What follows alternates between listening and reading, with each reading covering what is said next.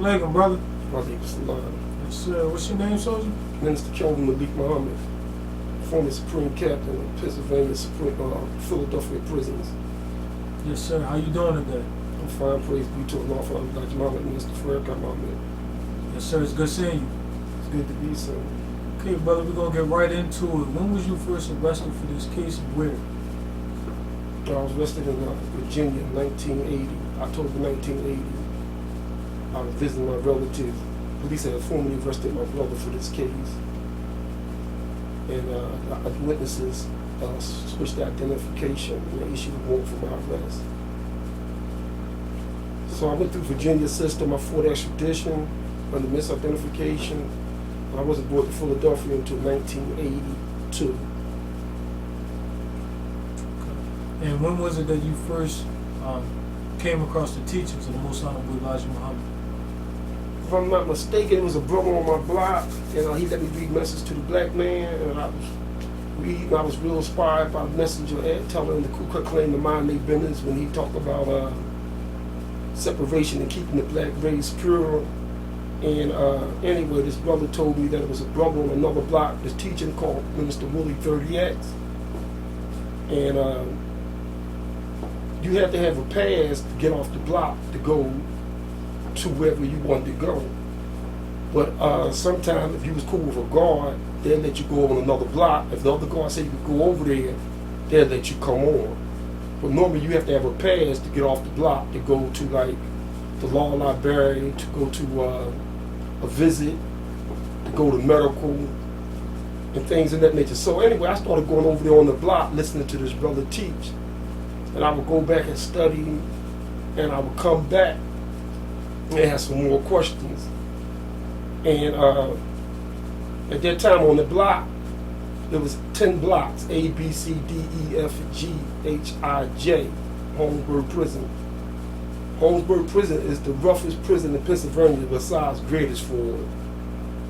And Holmesburg Prison, each block contains about 150 men at the least, if they ain't doubling them up on the block, which I have seen throughout the years. Well, anyway, the brothers started coming out to the yard. They run the yard. When they run the yard, they open the gates and one guard come out of the block to monitor, on each block to monitor the people to go in that direction towards where the yard was. And the yard is, you have to go on another block and then you go through what is like a tunnel, because it's built like a castle. You go up and open the gate, and you go up under like a tunnel, and you walk through there. It's about 3 or 4 feet. You walk through there, and then you come up on another block. And they got more than one yard. They had a yard on I block, and they had a yard on H block. But the yard I'm talking about is on I block, and that's the block that I was on. So, brother used to be teaching. I used to come around and just sit around the circle out in the yard and be teaching. And so, every time I had a chance to sneak off the block, I would run over there where he was at and ask more questions. And at that time, I was 22 years old. It was July 1982. I remember clear. It's funny. That's the day the Savior came, July 4th, 1930. And it was, I think, 2 brothers on my block. One of them was the captain. I didn't know them from the street. I wasn't familiar with them. But make a long story short, I started studying the teaching of Elijah Muhammad. My friends started rejecting me. They were saying you with that old stuff. So anyway, one day I was coming from out the block, from out the yard, and as I come through the tunnel, to come up out through the tunnel to go up on inside the block, like 3 white guards was waiting on me, and they grabbed me by the collar and choked me and called some threatened me about studying the teachings of Elijah Muhammad. And I went back and I told the brothers. At that time, we wasn't really that close, but they went and confronted the guard. And that gave me more courage, you know what I mean, to study the teachings out of Elijah Muhammad because, you know, basically, you know, nobody really never stepped in nobody for me. And that was the beginning of me studying the teachings out of Elijah Muhammad. And as I went on in my study, we began to formulate and to grow. And that's when persecution set it in. And then they had a brother named Brother Theodore X. He was our defense minister. And Brother Kelvin X X. They started teaching us how to drill. These was older brothers. These was brothers like, I was like 22 at the time. They was like 34, 35. And as we started the military drilling, I started fasting, eating the lead, like the messenger said. And I started to grow, and I started propagating myself. And that was the beginning of me studying the teachings of Honorable Elijah Muhammad, and the beginning of the persecution that set it down. And as time went on, I was appointed the captain. And ever since then, you know what I mean, my name became famous throughout Pennsylvania. I was known as Brother Supreme Captain Kelvin, you know, and all the brothers we trained and stuff, they went to different penitentiaries. And when people would come back down on writ, that means coming back down for a state. They would come through Holmesburg, they would bring a traveling letter, and they would bring a message, you know what I mean, delivered to us. And our Supreme Minister Salim Willie 30X, he was upstate, but he was coming down on trial, and I would report to him. And he would write us letters on, just like Brother Jabril Muhammad writing Farrakhan the Traveler. He was on time with that, on teaching on who Minister Farrakhan was and stuff in the book of Joshua and the book of Acts, of being Paul and the Peter. And we started up our own study group in the yard. We used to go out in the yard and exercise, and we would pick a day, what day we were going to read and study, and we would, each brother would give a ceremony. And we would stand in a circle, and that's how we started formulating before we had started getting confrontations with lost founds. We got confrontations with other Muslim groups, and we got confrontations with the guards. We had confrontations with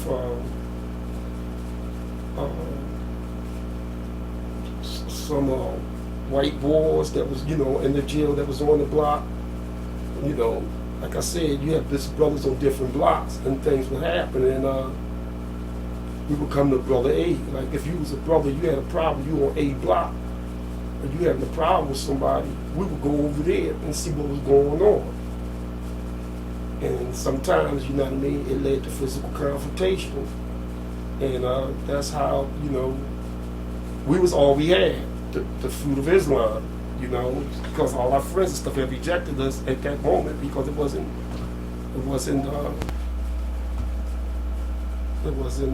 favorable to be a follower of Elijah Muhammad and mention Minister Farrakhan name. If you can recall, brother, just to take you down memory lane, when you first accepted the teachings, when you were incarcerated, from your knowledge, how many men or brothers that you knew that was actually studying with you, if you can recall that? Was it a specific amount? Well, at that time, it was no more than 5 brothers. There was no more than 5 brothers. But like I said, as I developed in the teachings, I started propagating and started ministering the teachings right away. And we started making converts. And that's how we developed. We wasn't getting no outside paper at the time, wasn't getting no literature, we wasn't getting no videos or DVDs from the minister. We had no outside support. We developed from what brothers had lessons that they had wrote down. Some had, books of the messenger we just passed around. And that's how it started. Another question, brother. Like you said, when somebody first gave you a message to the black man in America, as you started studying and through that process, at what time or what situation did you really know and decide that everything that the messenger was saying to you was undeniably just the truth and it was good for you? Like, at what point in time? Well, brother, I accepted the teachers right after I heard it, basically. It wasn't no time period. It was basically right then. And, I was, like I told you, if you listen to me, I was running back and forth to our minister to learn more and more. I accepted the teachers right then. I accepted them right there on the spot. I just had to develop into the teachings. You don't get the understanding right then. You have to grow into understanding. As you develop, you grow into more and more understanding. You know what I mean? I'm wiser than I was 30 or 40 years ago. You know what I mean? And I've been a follower of Elijah Muhammad. And I see a lot of things that Elijah Muhammad say that come to pass is happening now today. You know what I mean? So this is where faith come in at. It says faith is the evidence of things not seen, the substance of that which is hopeful. That which you see, why do you have to hope?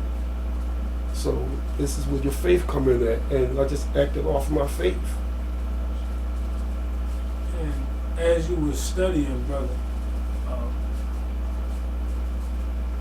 how was it that the teachings and everything that you were taking in and you were being fed from the messenger, how did that help you through the process of you studying and defending yourself when it came to the cases and you knew what was done to you just wasn't good and you just kept fighting? How was it that you were able to take that and defend yourself? Well, the brother that was teaching me the teachings, he was a studious person. And as he was teaching me the law, and he was teaching me on who the devil is and who God is. I started questioning the lawyer. I started raising questions in my mind. I started coming alive. See, this is how the devil deceive you, because he keep you in the blind and you don't have the right questions, so you don't get the right answer. In order to get the right answer, you got to have the right question to ask. And I started questioning the lawyer. I started my own research. And me and the lawyer became in conflict with each other because she seen that I was coming alive. And I was saying, well, why you not doing this? Or why they doing this? Or why they doing that? As I was, studying the teachings, and the brother was teaching me stuff, I started acting on it. I was going down the law library and stuff. And it started waking up, And, but the essence of the message of teachers is life, light, and power. And that's what I started growing into. I wasn't no period of time where I heard the teachers and I accepted later. I accepted the teachings right there and then.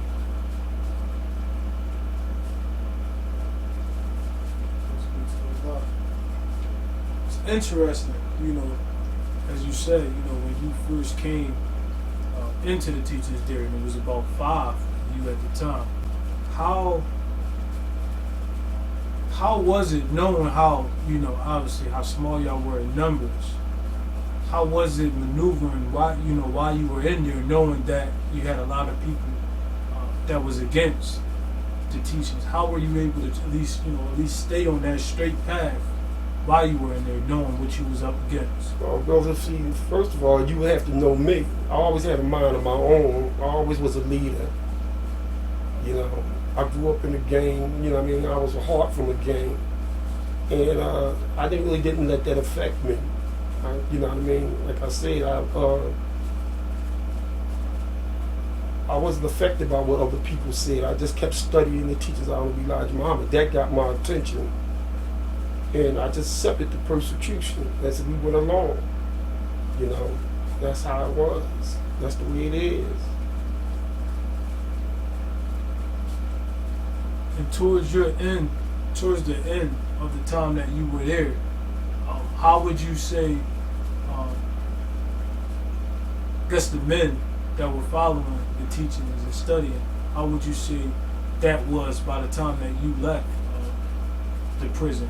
Was it still, men that you were in contact with or so that was studying? Or? My brother, I'm told, as I said before, some of them brothers some of them brothers fell out. And a whole lot of brothers fell in. I stayed down Holmesburg prison 5 years. So I'm in the Philadelphia system. They kept shifting me from one jail to the next. And so they never stopped teaching. And as I said formerly, we built a military might right in the Devil's Den. We called it Academy. We had to go to war. We went to war with the devil, the hypocrites, the lost friends, whoever it was that opposed us. We went to war. We had to fight for our faith. And that's the way it was. As you tune in the former sections, later sections, you will learn more. I can't give it all to you at one time. So stay tuned for the next section series next week.